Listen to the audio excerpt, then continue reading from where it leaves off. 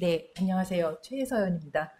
비록 화면이지만 이렇게 만나 뵙게 되어서 감사하고요. 사실은 이 강의를 통해서 두 가지를 좀 생각해 보고 싶은데요. 하나는 여러 면에서 우리의 얘기와 다르지 않다. 그런 느낌을 많이 받으셨을 거예요. 그래서 그러면 왜 그런 공통점이 나타나는가? 말레이시아 사회의 사례가 우리에게 던져주는 시사점은 무엇인가? 또는 우리가 한국의 사례가 말레이시아를 이해하는데 던져주는 시사점은 무엇인가? 그런 것들에 대해서 좀 생각해 보셨으면 좋겠고요. 그리고 이제 저는 말레이시아 또 동남아를 연구하는 사람인 만큼 또 이 기회를 통해서 혹시 이미 말레이시아에 대해서 잘 알고 계신 분들도 계시지만 그렇지 않으셨다면은 조금 더 잘 알고 익숙해지는 계기가 되셨으면 합니다. 만약에 지금 뭐 현재 말레이시아 관련된 일을 하고 계신 분이나 아니면 뭐 아주 먼 나라가 아니기 때문에 언젠가 그쪽에 여행을 가시거나 아니면 말레이시아 관련된 일을 하시게 될 수도 있을 텐데 그때 오늘 글과 오늘 수업을 통해서 접한 내용들이 어떤 식으로 도움이 될 수 있을지, 어떤 식으로 이것을 활용할 수 있을지에 대해서 좀 생각을 하면서 들어주시면 감사하겠습니다. 자, 그러면 말레이시아는 세계 지도에서 어디쯤에 위치하고 있을까요? 예, 왼쪽 지도는 지금 이제 세 개가 다 나오진 않았지만 그러니까 아시아 지역에서 동남아가 어디에 위치하고 있는지 보여주는 지도인데요. 자, 여기서 동남아 지역은 중간에 지금 중국, 차이나가 있고 그 밑에 이제 버마와 태국, 라오스, 캄보디아, 베트남이 있고 그 밑으로 쭉 펼쳐진 곳이 이제 인도네시아, 말레이시아, 필리핀 등이 있는데요. 자, 동남아 연구에서는 자, 대륙과 붙은 지역을 대륙부 동남아라고 하고 주로 바다로 둘러싸인 지역을 도서부 동남아라고 하는데 이 전체를 합쳐서 동남아라고 하는 만큼 여러 가지 공통된 특징이 있지만 또 도서부는 도서부 동남아의 또 독특한 문화적 특징이 있고 또 역사적 과정도 굉장히 대륙부 동남아는 다른 특성을 지닙니다. 오른쪽 지도는 이제 도서부 동남아를 좀 더 크게 확대한 것인데요. 예, 말레이시아는 북쪽으로는 태국과 접경에 있고 남쪽으로는 이제 바다를 건너서 또는 보르네오 지역은 인도네시아와 접경을 하고 있죠. 예, 이제 말레이시아로 더 가까이 들어가 본 지도인데요. 여기서 이제 수도인 쿠알라룸푸르는 자, 스무난종 그 반도 지역, 그러니까 태국에서 쭉 남쪽으로 이어진 반도 지역에 있고요. 그리고 이제 여기가 원래 옛날부터 말라야라고 부르던 지역이고요. 여기 이제 영국의 식민지를 받았던 지역입니다. 그리고 지금 보시면 보르네오라고 해서 여기는 이제 여러분이 잘 아시는 관광지 코타키나발루가 있는 곳인데요. 여기는 원래 네덜란드의 영향권에 있다가 나중에 이제 2차 대전 이후에 여러 지역들이 독립협상을 하는 과정에서 국경을 조정하는 과정에서 결국 말레이시아의 국경 안으로 들어온 지역이죠. 자, 말레이시아의 역사에 대해서 잘 모르시는 분이라면 말레이시아를 어떤 휴양지, 뭔가 이렇게 정체되고 좀 약간 뭐라 그럴까, 정체되고 자연과 가까운 그런 열대 이미지를 먼저 떠올리시거나 아니면 방문하신 분이시라면 쿠알라룸푸르의 어떤 발전한 이미지를 떠올리실 수도 있을 거고요. 아니면 또 다른 맥락에서 이슬람 국가다 이런 걸 떠올리실 수도 있을 텐데요. 사실 말레이시아는 역사적으로 세계 무역에서 굉장히 중요했던 지역입니다. 자, 왜 그러냐? 여기 보면 화살표가 두 개 있죠. 이게 바로 무역풍의 방향입니다. 그래서 이미 뭐 기원 전부터 지금 현재 인도와 중국 사이 해상 무역에 굉장히 중요한 거점이 되었고, 그리고 더 나아가서 중동 지역과의 무역, 그리고 나중에 식민지 시기 이후에는 유럽까지 이어지는 해상 무역에서 굉장히 중요한 지역이었고요. 이 지역에 이슬람이 전해진 것도 바로 14세기에 무슬림 무역상을 통해서 이제 말라카 무역 왕국에 전해지게 됩니다. 그리고 사실 이 말레이시아 지역을 그 탐냈던 유럽 식민지 세력이 굉장히 많은데요. 처음엔 포르투갈이 들어왔었고, 그 다음엔 네덜란드가 들어왔었고, 그 다음에 마지막에 들어온 영국이 결국 굉장히 오랫동안 식민 지배를 하게 되는데, 유럽 여러 국가들이 이렇게 이 지역을 탐을 내게 된 그 바로 이유가 뭐냐면은 이 지역을 차지하는 사람들이 세계 해상 무역에서 굉장히 유리한 입지를 예, 유리한 입지를 차지할 수 있기 때문에 그렇게 되는 것이죠. 그래서 결국은 영국 식민지가 되었고요. 자, 식민지 시기에도 계속 이어져서 이거는 1955년에 영국 식민정부가 발행한 우표였는데요. 여기 보면 자, 영국 식민정부가 싱가폴과 말레이시아, 지금의 말레이시아가 예전에 말라야로 불렸는데 싱가폴과 말라야를 어떻게 보고 있는지를 너무나도 잘 보여줍니다. 바다와 무역선. 특히 이 배는 그 피냐스라고 여기다 써놨는데 말레이시아와 인도네시아의 전통적인 그 무역선의 모습이 우표에 드러나고 있죠. 자, 그러면 이 무역풍을 이용한 해상무역, 이것이 과연 옛날 이야기이냐? 자, 이거는 2011년에 이제 아시아로 중동 지역에서 아시아로 들어오는 원유가 어떻게 움직이는가를 보여주는 지도인데요. 지금 여기서 보시다시피 페르시안 걸프에서 아시아 지역으로 들어오는 원유의 거의 대부분, 거의 100%가 이 말라이시아 말라카 해협을 통해서 들어옵니다. 단지 원유뿐만이 아니라 그 세계 물동량의 절반 정도가 사실은 이 말라카 해협을 통해서 이동하고 있는데요. 이거는 이제 앞에 지도에서 보셨지만 예나 지금이나 큰 바다를 거치지 않고 사람이 움직이는 배가 가장 효율적으로 빠르게 대륙간을 이동할 수 있는 경로가 바로 이 말라카 해협이기 때문이죠. 그렇기 때문에 사실 이 말라카 해협을 지금 미국 해군이 사실상 관리를 하고 있고요. 뭐 여러분 1대1로 관련된 논의에서도 많이 들으셨겠지만은 중국이 이 미국의 영향력 아래 있는 말라카 해협을 우회해서 무역을 하기 위해서 굉장히 여러 가지 방법을 찾아내려고 노력하고 있죠. 네. 이제 말레이시아에 대한 대략적인 그런 지리적 특성 이런 것들을 살펴보았는데요. 네.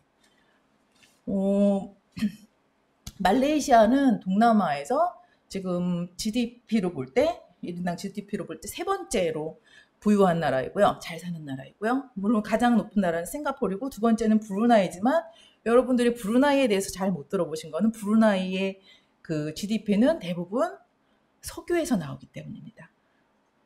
그 다음 말레이시아는 물론 석유 생산국이고 팜유가 나오는 국가이기도 하지만 동시에 국제 전자산업의 굉장히 중요한 거점이기도 하죠.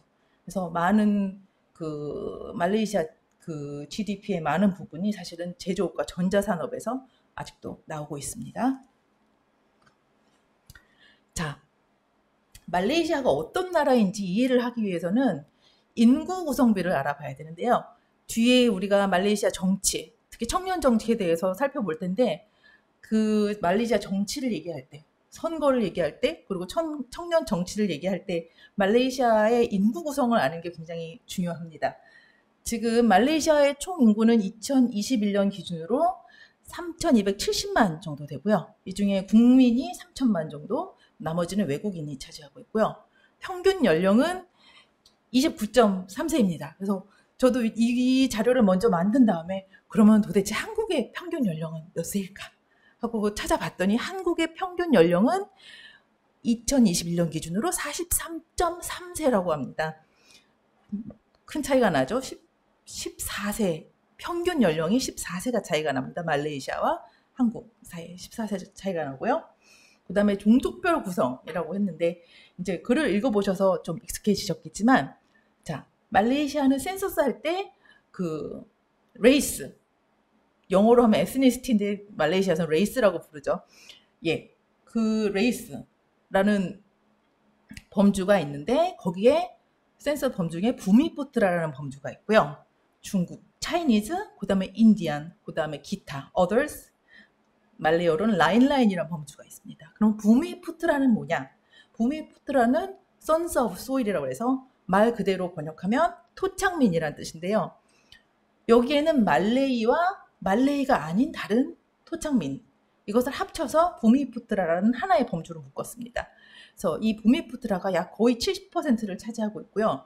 중국계는 현재 22.4%, 인도계는 10%를, 밀도는 6.8% 정도를 차지하고 있습니다.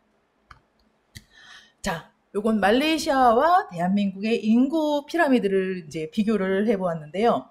제가 양쪽의 그 연령대를 대충 비교할 수 있게 한번 맞춰봤습니다. 말레이시아 같은 경우에는 모자형이죠. 모자같이 생겼죠. 지금 우리가 청년층이라고 할 수 있는 나이대가 가장 불룩하게 나와 있습니다. 가장 많은 인구가 분포해 있는 연령대가 바로 청년층입니다. 반면에 한국의 인구 분포를 보면 꼭 팽이같이 보이죠. 그래서 50세, 60세 사이가 사실 가장 많고요. 그 다음에 30세, 40세부터 줄어들어서 전체적으로 볼 때 40세 아래로 내려오면 급격하게 줄어들고 있는 모습을 보실 수 있습니다. 자, 여러분들이 많은 분들이 그래서 이 인구 구성비가 과연 정치에 어떤 영향을 미칠까? 그 부분에 대해서 질문을 해주셨는데 거기에 대해서는 이 표를 좀 참고하시면서 뒤에서 다시 얘기하도록 하겠습니다. 자, 말레이시아 인구 구성비를 조금 더 자세히 들여다보면요. 위에가 아까 보신 그 모자 모양의 청년층이 가장 두텁게 나타나는 인구 피라미드고요. 밑에는 아까 보신 그 인구 센서스 범주, 부미푸트라, 차이니즈, 인디안 그 종족 범주에 따라 인구 피라미드를 따로따로 종족별로 그린 건데요. 보시면 아시겠지만 부미푸트라는 나이가 적어질수록 구성비가 높아집니다. 말하자면 점점 인구가 늘어나고 있다는, 부미푸트라라는 종족에 범주에 속하는 사람들의 인구가 점점 늘어나고 있다는 뜻이겠죠. 네. 반면에 차이니즈, 중국계. 이분들은 중국인은 아닙니다. 뭐 길게는 와서 뭔지 6, 7세대가 되신 분들도 있고요. 3세대가 되신 분들도 있고, 예. 이미 그 말레이시아에 굉장히 토착화되신 중국계 말레이시아 국민인데요. 예, 여기 보시면 알겠지만은 여기는 좀 더 한국과 비슷한 경우로 가고 있죠. 젊은 층으로 갈수록 한 30에서 정점을 이루고 젊은 층으로 갈수록 점점 줄어들고 있습니다. 여기에는 이제 두 가지가 있을 텐데요. 두 가지 원인이 작동을 할 텐데 일단 말레이시아가 말레이 우대 정책을 쓰고 있기 때문에 중국계와 인도계 중에서 만약에 말레이시아 바깥으로 다시 이주를 할 의사가 있고 그럴 능력이 있는 경우에 이주를 선택하는 경우도 있고 또 말레이 같은 경우에는 여러 가지 혜택이 주어지기 때문에 평균 출산율을 따져보면 말레이가 훨씬 높아요. 그래서 말레이 가정은 훨씬 더 한 집당 애를 많이 낳고 중국계나 인도계 가정은 훨씬 더 아이를 적게 낳는다고 생각하시면 되겠습니다. 자, 말레이시아의 주요 산업인데요. 요게 이제 나중에 청년층의 일자리를 이제 이해하는 일자리 고용 구조를 이해하는 데 굉장히 중요한 자료인데요. 서비스업이 55.3%. 지금 현재 말레이시아 청년층의 대부분은 이 서비스업으로 분류되는 직종에 종사하고 있습니다. 그 다음에 매뉴팩처링이라고 되어 있는데 여기에는 이제 제조, 이제 전자제조, 반도체나 전자산업 그런 것도 들어가고 그 다음에 고무장갑은 거의 다 말레이시아에서 오죠. 고무. 그 다음에 팜오일과 팜오일 가공품. 그 다음에 최근 들어서 이제 부상하고 있는 산업이 의약산업. 그래서 이제 백신 같은 것도 뭐 말레이시아에서 시노백 같은 경우는 생산을 하고 있죠. 네.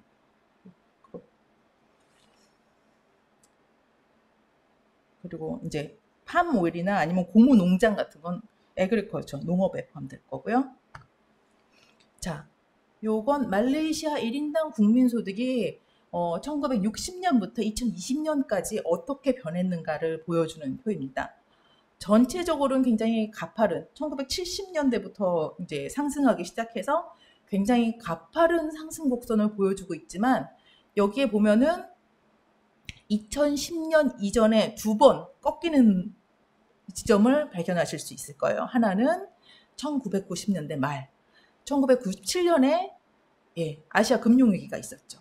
그때 한번 예, GDP가 떨어진 적이 있었고 그게 몇 년 가다가 다시 반동을 했는데 2008년 또 세계 금융위기가 있었죠. 여기서 한번 다시 꺾어지게 됩니다.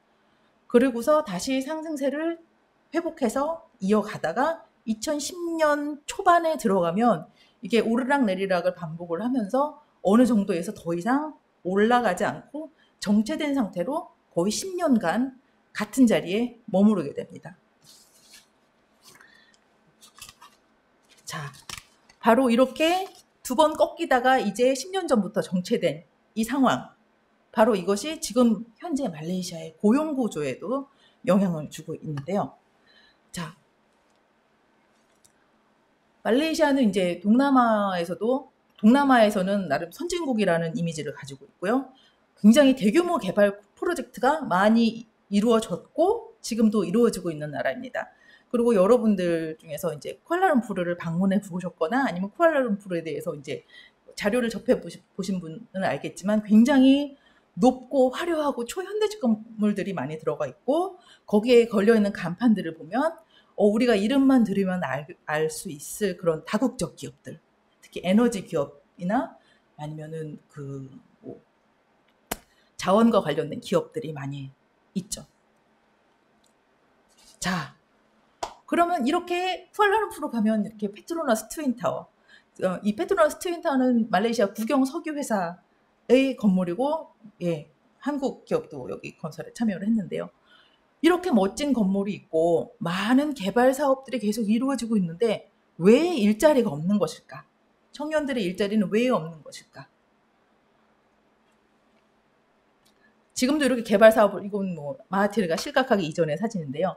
계속 개발 사업을 엄청나게 벌이고 있죠. 메가 개발 사업이 거의 정부가 큰 개발 사업을 벌이는데 항상 사활을 거는 그런 태도를 보일 정도로 큰 대규모 개발 사업이 굉장히 중요한데요. 자, 이렇게 높고 화려한 건물들을 짓고 거기에 이 수많은 불빛만큼 그 많은 사무실이 있는데 여기서 일하는 사람들은 과연 누구인가? 자, 물론 여기에도 일자리가 있죠. 그런데 전체 일자리에 비해서 이런 화려한 건물에 들어갈 수 있는 일자리가 별로 많지 않아요. 그리고 여기는 누가 차지하고 있느냐? 자, 익스팻이라는 표현 들어보셨는지 모르겠는데 익스패트리어트라고요. 외국인인데, 자, 외국인 노동자랑 아예 처음부터 다른 비자를 갖고 전문가 또는 이제 고학력 취업 비자를 가지고 들어와서 굉장히 모두가 선망하는 여유 있는 도시의 삶을 누리는 익스팻, 외국인들이죠. 예, 외국에서 MBA를 나왔다거나 외국인들, 다국적 기업과 함께 익스팻이 들어오거나 아니면은 말레이시아 사람들이 똑똑한 학생들을 유학을 보내는 걸 굉장히 좋아합니다. 지금은 경제위기 이후에는 예전만큼 소위 말해서 최상위권 선진국에 그렇게 많은 학생들을 보내고 있지는 못하지만은 거의 90년대 경제위기 전만 해도 정말 최고로 똑똑한 사람이라면 국비를 다 펑펑 부어서라도 꼭 밖에서 공부를 하고 와야지 국내 졸업장 가지고는 정말 번듯한 곳에 취직하기에는 좀 자격이 미달이지 않나 이런 생각이 굉장히 팽배해 있었기 때문에 그래서 이런 큰 대규모 개발 사업과로 형성된 그런 비즈니스 구역 그리고 여기에 입주해 있는 유명한 해외 기업, 국내 기업의 가장 최상층의 관리자 자리는 유학파나 익스패트리어트들이 많이 차지하고 있고요. 일부는 국내 대졸자 중 가장 높은 교육을 받은 엘리트들이 차지하고 있고 그 숫자는 그 화려함이 가지는 어떤 그런 대표성을 드러내는 것처럼 보이지만 그 숫자는 사실은 그렇게 많지 않죠. 반면에 이런 큰 개발 사업들이 많이 이루어지면서 대도시의 부동산 가격이 폭등했고 물가도 폭등했습니다. 그래서 이런 화려한 건물에 들어가서 좋은 직장에 다니면서 높은 월급을 받고 안락한 삶을 누릴 수 있는 그 일부를 제외한 나머지 중산층들은 이 도시 안에서 살아남는 것 자체가 굉장히 점점 어려워지고 있는 거죠. 예, 그걸 이제 그런 상황은 왜 생겨났느냐? 보통 이제 말레이시아가 중진국 함정에 빠졌다고들 많이 얘기를 하는데요. 중진국 함정은 자, 어떤 의미냐? 세계은행이 2006년 처음 제기한 경제 개념인데요. 개발도상국이 중간소득국 단계에서 성장력을 상실해요. 보통 이 성장력을 상실하는 이유는 개발도상국이 처음에는 그 나라 안에 공장을 많이 짓고 그 다음에 값싼 노동력을 이용해서 이제 국제시장에 가격 경쟁력이 있는 많은 상품들을 내놓죠. 근데 시간이 지나면 인건비가 상승한단 말이에요. 근데 인건비가 상승했을 때 이 단계를 어떻게 극복하느냐? 보통은 부가가치가 낮은 제조업에서 부가가치가 높은 제조업으로 가거나 아니면 제조업에서 탈피해서 더 고급 부가가치 기술 산업을 개발하는 방식으로 이제 고소득 국가로 이제 넘어가게 되는데 이 단계에서 넘어가지 못하고 중진국에 머무르고 있는 경우인데 말레이시아도 바로 이런 경우에 해당된다고 볼 수 있습니다. 1970년대 이후 가파른 경제 성장을 해서 중진국을 진입했고 사실은 주변 동남아 국가랑 비교할 때 굉장히 빨리 중진국에 진입을 했죠. 그런데 이 중진국 진입이 어떤 방식으로 이루어지느냐?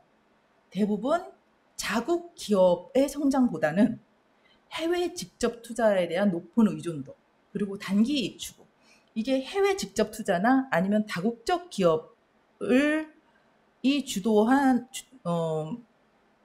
주도하는 경제 성장 같은 경우에 다국적 기업이나 해외 직접 투자 같은 경우에 장기적으로 이 일자리들이 이 사업이 이 나라에 얼마나 좋은 영향을 끼칠 수 있을 것인가, 얼마나 많은 양질의 일자리를 창출해낼 수 있을 것인가 이런 부분에 대해서는 별로 신경을 쓰지 않죠. 예, 그래서 단기 이익을 추구하고요. 또 이제 국내 기업이 이제 연구개발 투자를 많이 하지 않고 그러다 보니까 고부가가치 산업으로 도약을 하는데 실패를 했습니다. 그래서 80년대, 90년대와 기본적으로 산업 구조가 크게 다르지 않아요. 아직도 제조업이 전자 산업이 아직도 말레이시아 경제에서 굉장히 중요한 부분을 차지합니다. 그런데 다른 점은 무엇이냐? 예전에도 가전제품을 만들었고 지금도 가전제품을 만들고 보통 말레이시아에서 만드는 건 조금 가전제품 중에서도 그래도 그나마 부가가치가 조금 더 높은 것을 만들긴 하지만 그 공장 생산 라인에 들어가 보면 1970년대와 80년대까지는 그 안에서 일하는 사람들이 거기서 일하는 그 노동자들이 내국인이었죠. 농촌의 가난한 지역에서 온 말레이시아인들이 공장 생산 라인에서 전자제품들을 조립을 했다면 지금은 적어도 절반은 주변 아시아의 더 빈곤한 국가 출신의 노동자들이 똑같은 기업의 생산 라인에서 전자제품을 조립하고 있다고 보시면 됩니다. 그래서 공장은 들어오지만 그 공장이 말레이시아에 들어왔다는 것이 이 말레이시아에 고용을 창출하지는 않는 상황이 지금 굉장히 오랫동안 지속되고 있는 것이죠. 자, 반면에 지금 밀레니얼 세대라는 표현 굉장히 다들 익숙하실 텐데 밀레니얼 세대는 이 바로 말레이시아 고도 성장하던 시기에 태어난 사람들이란 말이에요. 이 밀레니얼 세대가 이제 대학을 졸업하고 보니 이미 말레이시아는 더 이상 새로운 성장 동력을 잃은 상태인 거예요. 그리고 두 번의 경제 위기가 닥쳐갔죠. 그러면서 청년 실업 문제가 그때부터 굉장히 큰 문제로 부각되었고 사실은 점점 더 심각해지는 상황이라고 볼 수 있습니다. 예. 여기 이거는 이제 조금 영국 가디언지에서 나왔던 기사인데요. 모던데이 슬레이버리, 현대의 노예제라고 할 만큼 예. 굉장히 외국인 노동자들이 열악한 처우를 받으면서 말레이시아의 생산 라인에서 일하고 있는데 왜 슬레이버리라고 하느냐? 예, 국제 이주에 관련해서 좀 자세히 알고 계신 분들은 이미 익숙하시겠지만 외국인 노동자를 들여올 때 이 사람들이 내국인 채용 과정과는 완전히 다르죠. 보통 브로커들, 인력 회사들이 이제 하는데 인력 회사들이 이제 보통 그 브로커고 수수료를 받고 여러 가지 수수료를 챙긴 다음에 이런 것들을 이제 뭐 대출도 해주고 그 다음에 그런 대출을 다 되찾을 때까지 회수할 때까지 여권을 본인한테 주질 않아요. 그래서 빚 다 갚을 때까지 아무리 부당 노동행위를 당하거나 학대를 받아도 일자리를 그만둘 수 없는 상황이 되기 때문에 사실상 노예제에 비교할 만큼 이렇게 자유를 완전히 빼앗긴 상태에서 일을 그만둘 자유를 빼앗긴 상태에서 일을 하죠. 이게 지금도 계속되고 있어서 이건 매일경제 11월 올해 11월 28일 기사인데요. 자, 한국에서도 다이슨 청소기, 다이슨 그 헤어 드라이어 이런 것 굉장히 인기가 있죠. 다이슨의 많은 부분이 다이슨 제품 중에 다수가 말레이시아에서 생산이 됩니다. 말레이시아에서 생산이 되는데 말레이시아에 있는 다이슨 공장에서 말레이시아가 아닌 주변 그 아시아 저개발 국가의 노동자들을 데리고 왔어요. 인력 회사를 통해서 데리고 왔죠. 그런데 아까 모던데이 슬레이버리라고 했는데 이 노동자들이 이렇게 여권도 빼앗기고 굉장히 기본적인 노동권을 보장받지 못한 상태였고 이것이 이제 미국의 언론의 조사에 의해서 밝혀졌고, 자, 다이슨 전자제품만 그런 게 아니라 말레이시아 대표적인 그런 생산품이죠. 농업 생산품인 팜유. 팜유가 만들어지기 위해서는 일단 팜을 농사를 지어야 되고 그것을 가공을 해야 되는데 예, 이 팜 농장 근로자들도 부당 노동 착취를 당하고 있다. 그래서 말레이시아에 있는 15개 회사의 제품을 이 미국의 수입이 이제 금지가 됐어요. 올해만 15개 회사가 수입이 금지가 됐죠. 그래서 이건 이제 말레이시아의 외국인에 대한 부당 노동 행위가 횡행하다고 할 수 있는데 이게 한편으로는 이런 공장이 아무리 많이 말레이시아에 들어가 있어도 내국인을 위한 고용이 창출이 되지 않고 또한 이런 식으로 문제가 돼서 미국의 수입이 금지가 되고 나면 이런 회사 자체가 말레이시아에서 더 이상 생산을 할 수 없는 단계가 되겠죠. 특히 전자제품 공장 같은 경우에는 그렇게 되면 그 기업의 이윤이 줄어들고 그게 더 이제 장기적으로는 말레이시아 전체 국민 소득에도 영향을 미치게 되겠죠. 부정적인 방향으로. 네.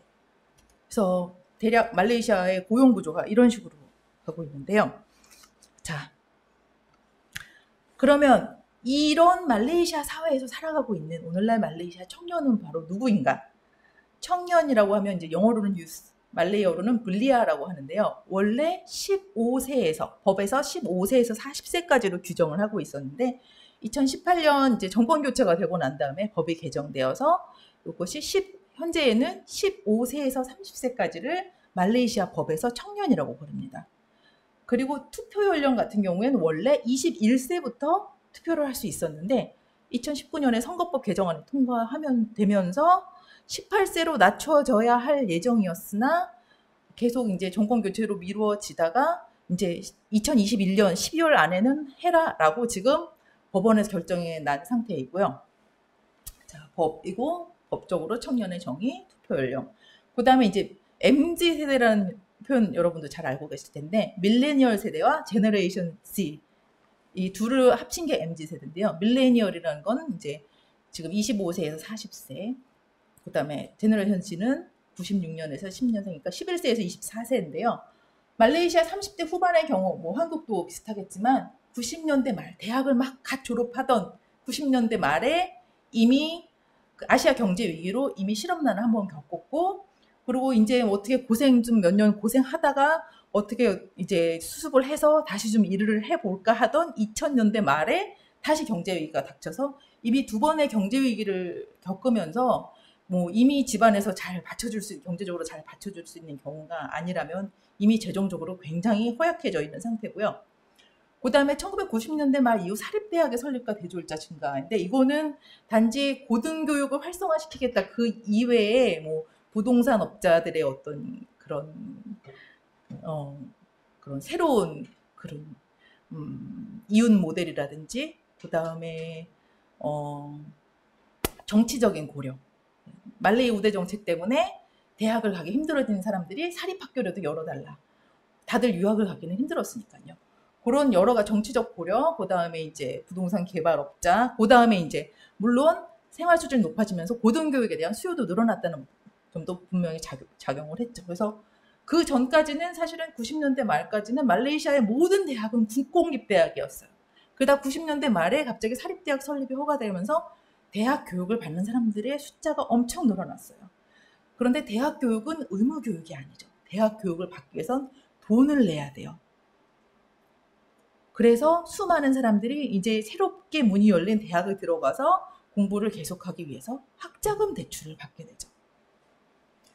그런데 학자금 대출을 받아서 대학을 졸업했는데 취업이 안 돼요. 그렇기 때문에 최근 말레이시아 뉴스를 보면 학자금 대출을 갚지 못하는 사람들의 비율이 굉장히 많이 급격히 늘어나고 있다는 뉴스를 확인할 수 있습니다.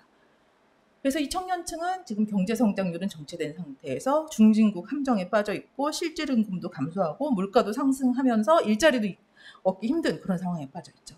자, 아까 대학 진학률을 얘기했는데 구체적으로 표로 보면 자, 아래 것이 장기적인 변화를 보여주는 표고요. 보시면 아시겠지만 95년부터 이미 뛰어오르는데요. 이건 뭐냐? 유학을 가려는 학생들이 이때부터 사설, 고등학교 이후에 들어갈 수 있는 사설 대학 과정을 운영하는 사설 학원에서 이미 시작을 해서 이 사설 학원들이 이제 부동산 업자와 같이 손을 잡고 대학을 세우면서 2000년부터 계속 상승 곡선을 그리게 됩니다. 좀 더 이제 2010년대를 자세히 살펴보자면 2014년 넘어오면서 2015년에 갑자기 이렇게 확 뛰는 시기가 있죠. 그래서 지금 현재는 이제 2016년에 정점을 찍어서 대학 진학률이 46.76%에 이르렀다가 지금 약간 이제 다시 내려가고 있는 상황입니다. 자, 대학 진학률은 이렇게 높아졌는데 청년 실업과 불안정한 고용의 문제가 이 대학 졸업자들 그리고 대학 졸업자들뿐만 아니라 대학에 가지 못한 사람들도 계속 이제 어렵게 만들고 있습니다. 15세에서 24세 실업률은 평균 실업률의 3배인데요. 이 사람들이 바로 MZ세대 중에서 Z세대에 포함되는 연령대죠. 그리고 일을 하는 젊은 성인의 58%가 내가 당장 직장을 잃으면 어떻게 되느냐. 3개월을 나의 저축으로 버틸 수 없다. 이런 상황에 처해 있고 그 다음에 임금은 정체되어 있지만 아까 그 쿠알라룸푸르 사진에서 보여드렸듯이 그 부동산 가격과 물가가 상승하면서 생활비도 상승하고요. 그 다음에 금융 비용이 상승하는데 학자금 대출 갚아야죠. 그 다음에 이제 집을 사지는 못하더라도 어쨌든 이제 들어가 살 곳이 필요하니까 주거비가 필요하고 말레이시아 같은 경우는 대중교통이 그렇게 발달해 있지 않아요. 물론 다른 동남아 국가보다는 훨씬 낫지만 그럼에도 불구하고 한국과는 비교할 때 일을 보러 다닐 때 자동차가 없으면 갈 수 없는 곳이 참 많습니다. 그래서 뭔가 일을 하기 위해선 자동차가 필요한 경우가 많고 이런 것들을 다 대출받고 나면 금융비용이 상승할 수밖에 없겠죠. 그런데 대졸자 초임은 2010년 이후 실질적으로 하락했고 고학력자를 위한 일자리는 없고 그러다 보니까 다들 하향 취업을 하거나 비정규직 일자리를 하고 있고 그리고 긱 노동자 아시겠지만 GIG 그래서 보통 초단기 라이더 그 배달 업체 라이더 같은 것들을 대표적인 사례로 뽑는데요. 초단기 계약직 노동자 그러니까 긱 노동자라고 하죠. 이 사람들의 대부분이 청년층이고요. 그 다음에 코로나가 이제 작년부터 확산이 됐는데 특히 말레이시아 같은 경우에는 올해도 한번 엄청 심각한 상황을 겪으면서 사실 바로 그 부분 때문에 지금 요새 그 자동차 생산이 잘 안 되고 있죠. 말레이시아가 이제 자동차 반도체를 많이 생산하고 있는데 말레이시아에 있는 반도체 공장들이 문을 이제 닫는 바람에 그런 일이 있었는데 말레이시아도 코로나 상황이 상당히 좋지 않았고 그 코로나 확산 이후 서비스 직종에 경험이 적은 청년부터 실직을 하기 시작했습니다. 잠시만요.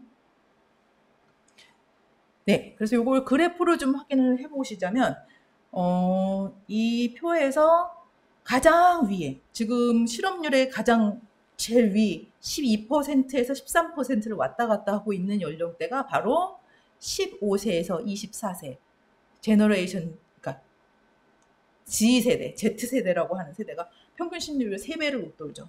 물론 여기는 나이가 어리니까 그런 거 아니야 생각할 수도 있지만 진학한 사람은 다 빼고 그 고용시장에 나왔지만 일자리를 구하지 못하는 실직자 예, 그런 사람들이 실직자로 이제 통계에 잡히고 그런 사람들의 비율을 나타내는 것이고요.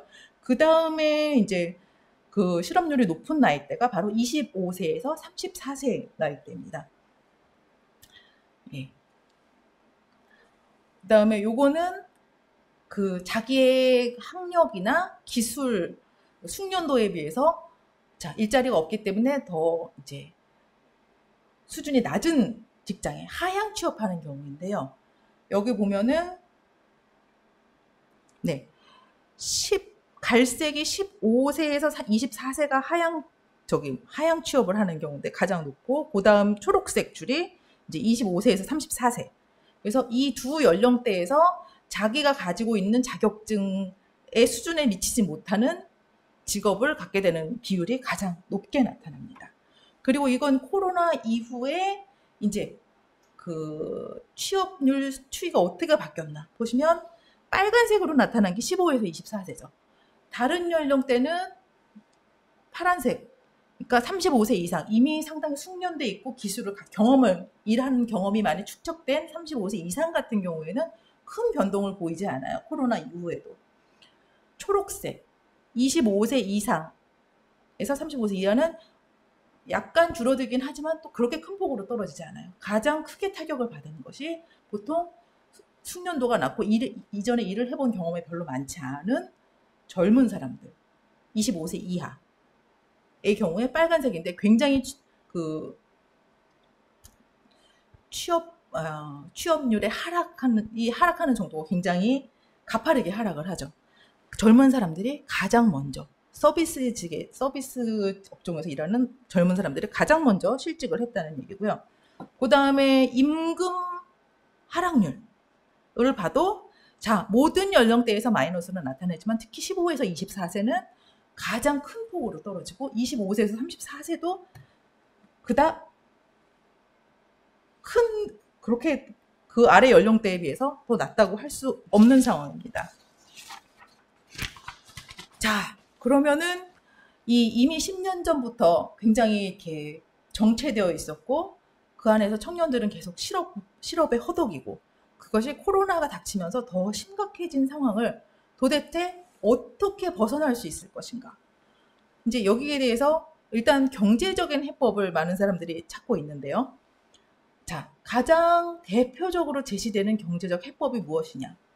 새로운 산업을 만들어놔야 된다.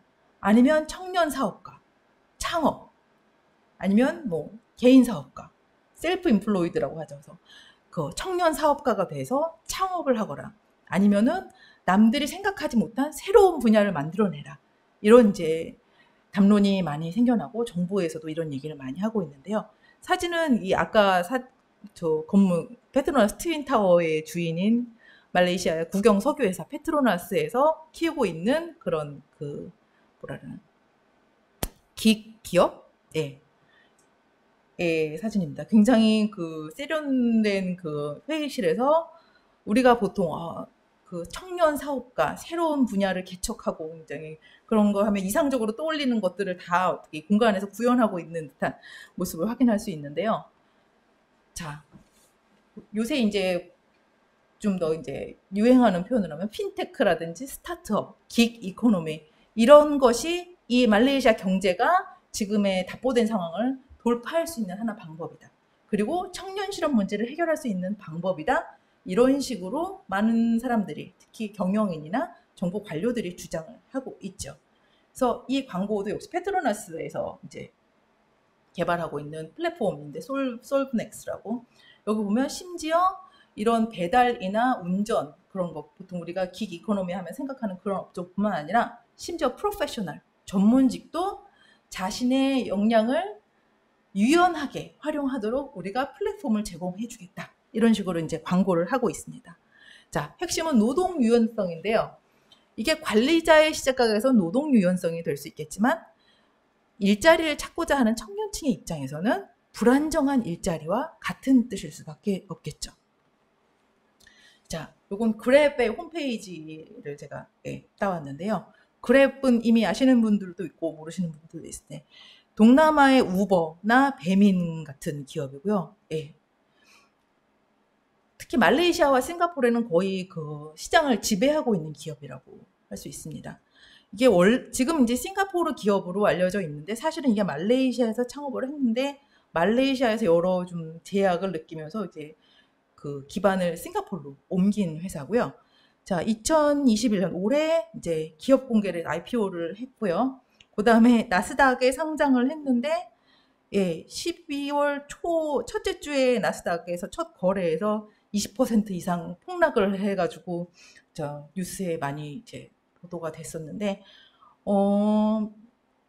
최근 그 중국의 그 플랫폼 기업에 대한 규제가 심해지면서 사실 플랫폼 관련 투자가 동남아로 막 몰리고 있기 때문에 이 거품이다라고 얘기하는 사람도 많지만 사실은 그 동남아 지역에서 또 말레이시아, 싱가포르에서 앞으로 가장 유망한 그런 기업으로 이제 꼽히고 있는 곳이기도 합니다.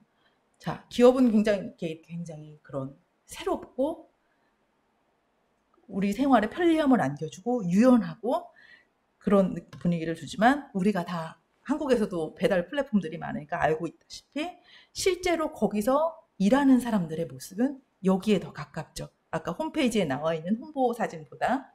그래서 그랩의 라이더 사진인데 뭐 한국의 라이더도 마찬가지지만 그랩 라이더는 고용법에 적용을 받는 피고용인이 아니에요. 그래서 각종 고용 그 노동자에 대한 보호나 연금이나 어떤 것의 혜택을 받지도 않고 그냥 개인 사업자인 거죠. 그래서 거기서 그랩의 일을 하다가 어떤 일을 당하더라도 노동자로서 전혀 보호를 받지 못하는 상황입니다. 그런데 이렇게 긱 이코노미에서 일하고 있는 업계 종사자가 2019년 기준으로 말레이시아 총 노동인구의 4분의 1, 26%를 차지하고 있고 여기에 대부분이 청년층입니다. 자, 상황이 이런데 여러분 대부분 이 청년층에 속하시기 때문에 굉장히 좀 가슴 아프기도 하고 어떤 부분에서 너무 공감하는 부분도 있고 화나기도 하고 그러실 거예요. 근데 이제 여기에 대해서 어떻게 이제 소위 말해서 기성세대 아니면은 이제 관료들 아니면 기업의 경영진들은 어떻게 얘기를 하느냐. 제가 여러 기사를 찾아보고 세 가지로 요약을 해봤어요. 하나는 청년층이 망한 이유는 경제관념이나 금융에 대한 지식이 없고 낭비를 해서 그렇다. 자기가 버는 것보다 많이 쓰고 금리가 높은 대출을 너무 많이 받았는데 그건 굉장히 어리석은 경제행위다. 이런 것들을 지적하는 기사들이 많이 있고요. 그 다음에 하나는 기업이 요구하는 능력을 갖추지 못했다. 대학에서 기업이 요구하는 기술을 배우지 못했다. 헛배워 가져왔다 얘기를 하는데 그걸 거꾸로 얘기하면 기업은 그 자신들의 직원을 교육하기 위해서 투자를 하지 않겠다라는 얘기일 수도 있죠. 그 중에서 이제 말레이시아 같은 경우는 영어 의사소통 능력과 기술을 익혀야지만 기업이 요구하는 사람이 될 수 있다. 강조를 하고요. 그 다음에 편하고 돈 많이 버는 일자리만 찾는다. 눈높이를 낮추면 일자리가 보인다. 이런 얘기를 하죠. 그래서 말레이시아 얘기긴 하지만 또 굉장히 익숙하게 들리기도 하실 거예요. 그래서 사실은 한국과 이제 비교를 하는 여러분들에게만 익숙하게 들리는 것이 아니라 사실은 이런 현상이 물론 구체적인 그런 전개 방향이나 내용은 다르지만 전 세계에서 다 일어나고 있는 거예요. 그래서 이 두 책은 이 전 세계 전식으로 왜 청년들이 전 세계적으로 이런 비슷한 경험을 하고 있는가를 분석하는 책인데요. 특히 이 두 책에서 이제 미국의 사례를 들고 있지만 여러분들이 왜 한국 사람이 또 한국 사회를 잘 알고 있는 우리가 이 말레이시아 청년들이 겪고 있는 어려움에 대해서 너무나도 남의 얘기 같지 않고 익숙하게 느끼는가 그런 것들을 좀 더 이제 분석적으로 보고 싶으시다면 이런 책들을 한번 참고해 보시면 많은 시사점을 얻으실 수 있을 겁니다. 네. 자, 그러면 이 상황에 대해서 정치적인 해법은 뭐가 있을까요? 말레이시아 같은 경우는 다른 이제 동남아 국가 사례에 대해서도 들으셨겠지만 정치학자들은 말레이시아 청년들이 다른 동남아의 국가에 비해서 청년들의 정치적 역할이 너무 미약하다. 청년들의 정치적 무력감이 사회에 깊숙이 자리 잡고 있다라고 지적을 합니다. 여기에 왜 이런 현상이 나타나느냐? 국민전선의 장기 집권. 자, 한 당이 그 여당 연합이 독립 시기부터 2018년까지 계속 집권을 했어요. 어차피 정권은 바뀌지 않아라는 그런 패배의식이 뿌리 깊게 박혀 있었죠. 그 다음에 말레이시아가 1969년에 종족 폭동을 겪은 이래로 대학생들이 정치 활동하는 것을 적극적으로 통제를 해요. 그래서 UUCA, 그래서도 보셨겠지만 UUCA라는 법이 있어서 정치 활동을 하다가 하면 바로 이제 잡혀가게 됩니다. 그 다음에 사회 문제와 경제적 불평등의 종족 문제와, 자, 말레이만 가난한 게 아니고 중국인만 가난한 게 아니고 인도 사람만 가난한 게 아닌데, 자, 부자는 모두 다 중국인이고 가난한 사람은 말레이다, 이런 식으로 경제적 불평등을 종족 문제로 치환하면서 그런 문제가 생겼고, 그 다음에 종족에 따른 청년 조직, 그 다음에 지지 정당의 분화, 심지어 정당도 종족에 따라 다 달라요. 그 다음에 정치의 고비종 정치 구조와 정실주의, 그래서 청년들이 진입하기가 굉장히 어렵죠. 자, 국민전선의 장기 집권이 무엇을 의미하느냐? 여기 보시면 알겠지만 뭐 얼라이언스에서 바리산 나셔널로 바뀌었다고 하지만 기본적인 정당 구조는 똑같아요. 암노, MCA, MIC. 암노는 말레이 여당, MCA는 중국계 여당, MIC는 인도계 여당.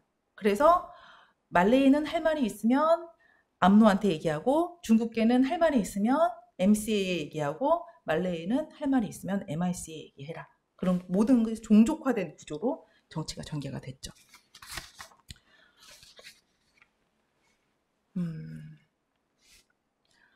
그 다음에 70년대에 사실은 그런 지도층의 부패를 지적하면서 사회교육 운동이 있었는데, 자, 굉장히 중요한 역할을 했지만 또 장기적으로 굉장히 그런 제약을 던져준 게 바로 이 이슬람 사회개혁 운동이에요. 자, 중국인과 서구화된 서구화된 엘리트의 사회, 경제, 문화적 특권, 특히 식민지 시기부터 쭉 이어온 엘리트들의 어떤 부패와 부도덕함에 대해서 비판을 한 지점은 매우 정당했지만, 여기에 도덕성의 어떤 그런 가치로 삼은 것이 이슬람이었고, 그 다음에 말레이시아 이슬람은 다른 나라의 이슬람과 굉장히 다른 것이 말레이 민족주의와 결합을 해요. 그래서 이슬람 사회개혁 운동과 말레이 민족주의 운동, 말레이들의 사회 경제적 지위를 높여달라라는 운동이 사실은 많은 경우에 분리가 되지 않아요. 그러다 보니까 분명히 사회개혁 운동으로서 중요한 어젠다를 던졌음에도 불구하고 이것이 종교와 종족의 구분을 넘어서 청년 대중을 아우를 수 없다는 한계를 가지고 있었죠. 어쨌든 이 이슬람 개혁, 사회개혁 운동이 굉장히 그 정부의 정치적인 압박을 가하게 되고, 또 69년 종족폭동 이후에 이 부미푸트라 우대 신경제 정책에 있어서, 자, 우리나라의 가장 문제점은 모든 부는 중국계가 다 가지고 있고 말레이들은 항상 가난한 상태에 머무르고 있는 것이 문제점인데 이 나라의 주인은 말레이가 아니겠느냐. 그래서 정부가 도와줘서 적극적으로 도와서 이 말레이들이 중산층, 그 다음에 상류층에 진입할 수 있도록 도와야 된다. 하다 보니까 이 경제 발전 시기에 분배가 주로 말레이들에게 우선 분배가 되죠. 그래서 바로 이슬람 사회교육 운동 세대, 이 시기에 대학을 다녔던 사람들이 이 쿼터제의 그 혜택을 받아서 대학에 갔을 뿐만 아니라 이후에 공기업에 취직을 하고, 심지어 외국계 기업도 쿼터가 있었기 때문에 외국계 기업에 취직을 하고 국비장학생으로 해외에 나가서 유학을 하면서 그 말레이시아의 공고한 중산층으로 자리가 잡게 돼요. 자, 국가의 도움을 받아서 중산층의 지위에 오른 사람들이 두텁게 분포하고 있다는 것은 야당이 선거에 승리하기에 굉장히 불리한 상황을 만들어줘요. 그런데 말레이들이 다 이 상황에 만족했느냐?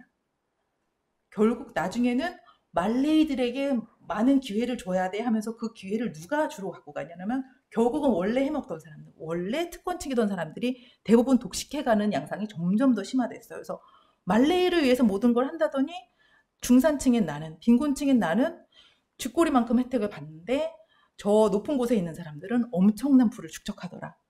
그런 말레이들의 불만이 있었고, 그 다음에 비말레이 중산층과 빈곤층의 사회적 불만은 뭐 제가 설명할 필요도 없었겠죠. 대학을 가려고 해도 아무리 공부를 잘해도 나보다 공부를 잘 못하는 말레이계 학생이 먼저 좋은 학교에 들어가고, 그렇기 때문에 불만이 많이 있었고요. 네. 그럼에도 불구하고 이 엄청난 그 정부에 대한 불만이 정권 교체로 이어지지 않은 이유는 아까처럼 종족화된 정치 구조. 여기에 균열을 가져온 것이 바로 나집 총리의 부패 금융 스캔들입니다. 네. 뭐 이미 보신 분들은 알겠지만 말레이 유한개발공사라고 아까 사진에서 보신 것 같은 개발 사업을 벌여놓고 이것이 국가를 개발하고 일자리를 창출하는 데 쓴 게 아니라 여기서 막대한 돈을 빼돌려서 국제적인 돈 세탁을 하죠. 여기에 골드만삭스나 KPMG 같은 회계사들도 이제 가입을 하고 요새 이제 이 국제적인 금융 사기극이 벌여놓은 판에서 이제 다시 다 이렇게 회수를 해서 말레이시아 정부에 다시 이제 환수를 하고 있는 과정이고요. 예, 자세한 내용은 그리고 미국 이 돈 세탁의 미국 내 브로커인 조로의 활약상이 특히 굉장히 국민들의 공분을 사기에 충분했는데요. 이제 뭐 그 비욘세가 가지고 있던 펜트하우스를 구매를 한다거나 아니면 큰 요트를 사서 뭐 미란다 커랑 뭐 거기서 데이트를 하고 뭐 반지를 준다던가 아니면은 뭐 디카프리오한테 고흐의 그림을 선물한다던가 이런 할리우드 스캔들로 유명을 했고요. 그다음에 부인 같은 경우에는 에르메스 벌킨백이 수십 개가 나오더라 그래가지고 물론 부패 자체도 문제지만 바로 이렇게 너무나도 사람들이 이런데도 압로를 다시 찍을 것인가 라는 결단을 내릴 수밖에 없는 상황이 있었던 상태에서 바로 2018년에 역사상 처음으로 최초의 정권 교체를 하게 된 거죠. 네. 그런데 여기서 핵심적인 역할을 했던 사람, 물론 거리로 나와서 열심히 운동을 했고 거기에 표를 던진 사람들은 청년들이 많았고 그 희망연대가 어떤 청년들을 공략하고 청년들의 삶을 바꿔놓을 수 있는 공약을 가지고 있다는 점에서 청년들이 많이 투표를 했지만 사실 이 승리를 이끈 사람은 젊은 정치인들이 아니었어요. 안와르 이브라힘이라고 이미 74년 아까 얘기했던 이슬람 사회개혁 운동을 했고 이후에도 쭉 사회개혁을 운동을 했고 그러면서 이제 많이 나이가 들어버린 안와르 이브라힘이었는데 이 사람이 감옥에 있는 상태였기 때문에 전면에 내세운 건 누구였느냐. 결국 2018년에 정권이 바뀌었는데 90세가 넘은 마하티르가 도로 총리가 됐어요. 옆에 부총리는 바로 안와르의 부인이신 있죠. 넘어가도록 하고요. 자, 그래서 이때 많은 것이 청년들에게 많은 희망을 안겨주고 이제 많은 것이 바뀌고 청년들이 좀 더 잘 살 수 있는 사회가 되지 않을까 많은 사람들이 기대를 했고 사실상 일자리 정책이나 그런 구체적인 정책들이 많이 나왔어요. 그런데 문제는 이 새로운 여당이 다종족 정당이면서 이 말레이 우선주의를 조정을 해서 모든 국민이 평등하게 대우를 받는 그런 국가를 만들겠다라고 하면서 공고했던 말레이 정치인 지지 세력이 요동치기 시작하고 이 기회를 말레이 정치인들이 다시 노리죠. 그래서 여당 연합에서 말레이 정치들이 이탈을 해서 원래 말레이 민족주의 정치를 하던 세력이 다시 들러붙어요. 그리고 이렇게 해서 의회에 우리가 다수를 차지했으니까 우리에게 정권을 넘겨달라고 왕한테 가서 얘기를 했는데 사실은 왕은 총리를 바꿀 권한이 없지만 사실은 월권을 한 것이죠. 그래서 선거 없이 갑자기 이걸 이제 정권이 넘어가 버리는 상황이 됩니다. 시간이 좀 많이 걸렸네요. 그래서 사실은 이 새 정부가 들어왔을 때 가장 그 중요한 변화가 바로 투표 연령 하향 조정이었는데 아까 21세에서 18세로 바뀌는 것. 이렇게 되면 이 유권자의 인구 구조가 완전히 바뀌기 때문에 이 투표 연령 하향 조정만 이루어지면 이 이후에 그 선거판을 완전히 근본적으로 바꿀 수 있는 상황이었죠. 그런데 사실 이게 만장일치로 왜 통과를 했지만 여기는 이제 동상이몽이 있었어요. 여당연합, 파카탄 하라판 같은 경우에는 청년층은 어쨌든 우리를 압도적으로 지지한다는 계산을 했고 말레이 야당의 남노는 아까 인구 분포에서 봤듯이 청년층으로 갈수록 말레이 비율이 늘어나니까 일단 청년층 선거권을 주면 우리가 어쨌든 유리하다고 생각을 한 거죠. 그 상황에서 22년에 정권이 무너지면서 18년부터 준비했던 청년 관련 정책이 모두 다 물거품이 됐다고 보시면 돼요. 자, 법원이 12월까지 18세 투표 연령을 실행해야 한다고 하는데 말레이시아 많은 일들이 그렇듯이 그게 실제로 일어나야지 그런가 보다라고 할 수 있지. 사실은 아직 불투명한 점들이 많고요. 그리고 20년에 정권이 교체가 되고 나서 또 이 암노라는 말레이 정당이 자기네들의 이제 정치적 이해관계를 따지다가 이제 그 새 총리와 다시 결별을 하고 새 총리를 또 취임을 시키죠. 이스마일 사브리 야콥이라고 해서 선거는 한 번도 안 했는데 2018년 이후에 정권이 이제 2번이나 바뀌는 상황이 생기면서 청년들이 정치적으로 어떤 탈출구를 찾을 수 있다고 생각했던 바로 그 지점에서 모든 것이 원점으로 돌아가는 것처럼 보이는 그런 상황이 되었습니다.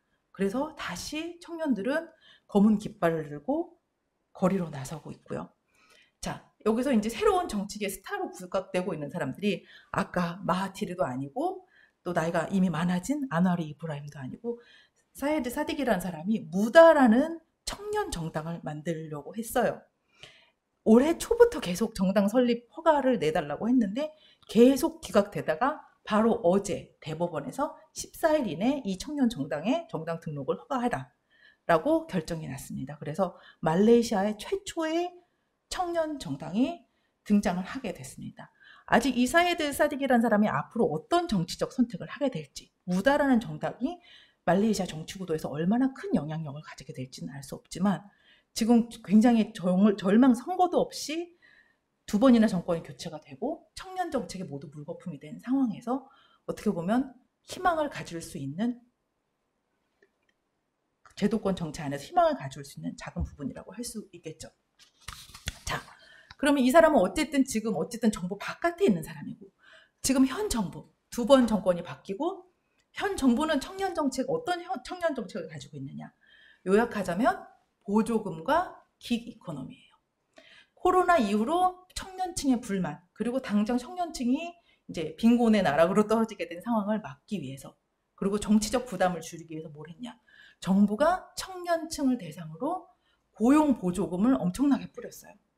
예, 실업 보조금, 고용 보조금을 엄청나게 뿌렸지만 자 이게 물론 도움이 됐겠지만 단기 정책이죠. 그리고 청년들의 장기적인 미래를 염려한 정책이라고 보기 힘든 부분들이 많이 있어요. 굉장히 정치적 선택이기도 하죠. 그 다음에 청년들이 긱 이코노미가 이렇게 부상하면서 청년들에게 너무 많은 기회가 주어졌어. 이걸 너희들이 최대한 활용해서 너희가 살 길을 찾아 나가야 돼.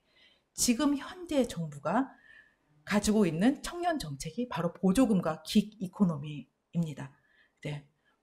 청년이신 많은 분들은 이걸 보고서 굉장히 절망감을 느끼실 거고 아마 많은 분들이 무다나 아니면 꼭 무다가 아니더라도 다른 청년 정치 세력이 나타나서 뭔가 지금 현재의 상황을 극적으로 타개하기를 바라는 마음이 크실 것 같아요. 네. 그래서 제 발표는 여기까지 마무리하겠고요. 네. 네, 다들 잘 들어주셔서 감사합니다.